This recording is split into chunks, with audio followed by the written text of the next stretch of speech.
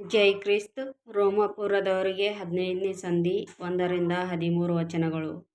ದೃಢವಾದ ನಂಬಿಕೆಯುಳ್ಳ ನಾವು ನಮ್ಮ ಸುಖವನ್ನು ನೋಡಿಕೊಳ್ಳದೆ ದೃಢವಿಲ್ಲದವರ ಅನುಮಾನಗಳನ್ನು ಸಹಿಸಿಕೊಳ್ಳಬೇಕು.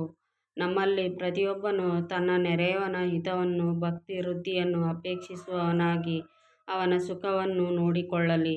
ಯಾಕಂದರೆ ಕ್ರಿಸ್ತನು ಸಹ ತನ್ನ ಸುಖವನ್ನು ನೋಡಿಕೊಳ್ಳಲಿಲ್ಲ.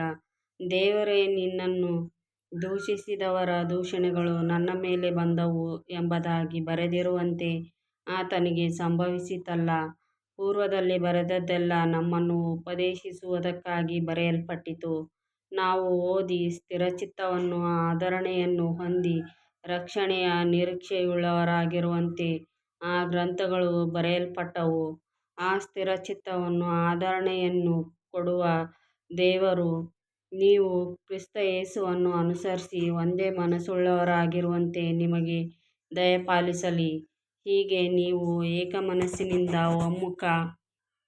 ಒಮ್ಮುಖವಾಗಿ ನಮ್ಮ ಕರ್ತನಾದ ಯೇಸು ಕ್ರಿಸ್ತನ ತಂದೆಯಾದ ದೇವರನ್ನು ಕೊಂಡಾಡುವಿರಿ. ಆದದರಿಂದ ಕ್ರಿಸ್ತನು ನಿಮ್ಮನ್ನು ಸೇರಿಸಿಕೊಂಡಂತೆ ನೀವು ಸಹ ಒಬ್ಬರನ್ನೊಬ್ಬರು ಸೇರಿಸಿಕೊಂಡು ದೇವರ ಮಹಿಮೆಯನ್ನು ಪ್ರಕಾಶಪಡಿಸಿರಿ. ಯಾಕಂದರೆ ನಾನು ಹೇಳುವುದೇನೆಂದರೆ, ಕ್ರಿಸ್ತನು ಪಿತೃಗಳಿಗೆ ಉಂಟಾದ ದೇವರ ವಾಗ್ದಾನಗಳನ್ನು ದೃಢಪಡಿಸಿ ಆತನ ಸತ್ಯವನ್ನು ತೋರಿಸುವುದಕ್ಕಾಗಿ ಸುನ್ನತಿ ಎಂಬ ಸಂಸ್ಕಾರಕ್ಕೆ ಒಳಗಾದನು. ಜನಾಂಗಗಳಾದರೆ ಕಾರುಣ್ಯದ ನಿಮಿತ್ತ ದೇವರನ್ನು ಕೊಂಡಾಡುತ್ತಾರೆಂಬುದೇ ಇದಕ್ಕೆ ಸರಿಯಾಗಿ ಶಾಸ್ತ್ರದಲ್ಲಿಯೂ ಬರೆದದೆ. ಹೇಗೆಂದರೆ, ಈ ಕಾರಣದಿಂದ ಅನ್ಯಜನಗಳ ಮಧ್ಯದಲ್ಲಿ ನಿನ್ನನ್ನು ಸ್ತುತಿಸುವೆನು, ನಿನ್ನ ನಾಮವನ್ನು ಸಂಕೀರ್ತಿಸುವೆನು ಎಂದು ಇನ್ನೊಂದು ಸ್ಥಳದಲ್ಲಿ, ಜನಾಂಗಗಳಿರ ದೇವರ ಜನರೊಡನೆ ಉಲ್ಲಾಸಪಡಿರಿ ಎಂದು ಬೇರೊಂದು ಸ್ಥಳದಲ್ಲಿ, ಸರ್ವಜನಾಂಗಗಳೇ ಕರ್ತನನ್ನು ಕೀರ್ತಿಸಿರಿ, ಸಮಸ್ತ ಪ್ರಜೆಗಳು ಆತನನ್ನು ಸಂಕೀರ್ತಿಸಲಿ ಎಂದು ಬರೆದದೆ.